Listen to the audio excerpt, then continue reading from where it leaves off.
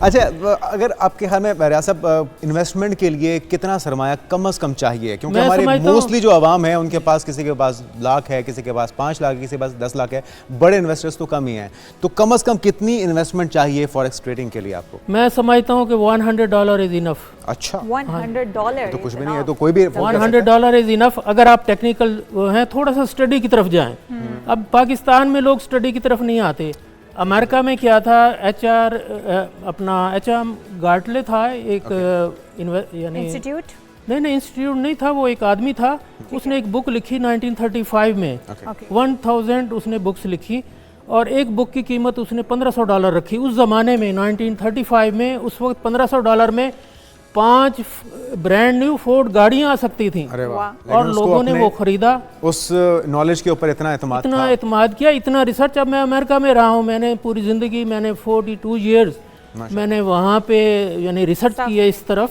अमूमी तौर पे जो बिगनर्स हैं वो क्या क्या गलतियां करते हैं? एक तो स्टॉप लॉस का आपने जिक्र किया, और क्या गलतियां हैं जिससे आप अपनी जमा पूंजी से खो बैठते हैं बजाय इसके आपको प्रॉफिट हो? देखें, फ़र्ज़ कीजिए आपके पास $100 आपके पास कैपिटल है जी। You divide into 10 equal parts कि आपने एक ट्रेड पे $10 से ज़्यादा लॉस ही नहीं करना।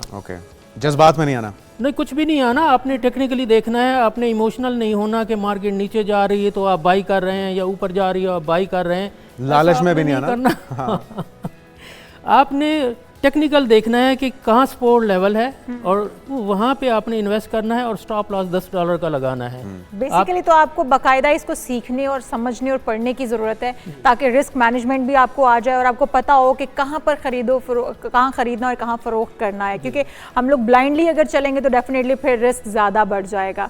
तो बहुत शुक्रिया बुखारी साहब, कोशिश की हमने कि जो हमारे बिगनर्स हैं उनको भी समझा पाएं और जो पहले से इन्वेस्टर हैं, इन्वेस्ट कर रहे हैं, उनको भी समझा पाएं कि आप सोना खरीदो या ना खरीदो। लेकिन अभी वो कह रहे हैं कि सोना खरीदने से इज्तिनाब बरती है क्योंकि अभी ये नीचे मजीद जाने के इम्कानात मौजूद हैं जितनी तेजी ऊपर गया। 4 नवंबर जो है ना, 4 नवंबर जो नेक्स्ट मंथ है, मैं समझता हूँ कि वहाँ से मजीद इसमें डिक्लाइन आएगा और उसके बाद रिकवरी, अभी तो इसमें रिकवरी कुछ हुई है ना, $150 की रिकवरी हुई है।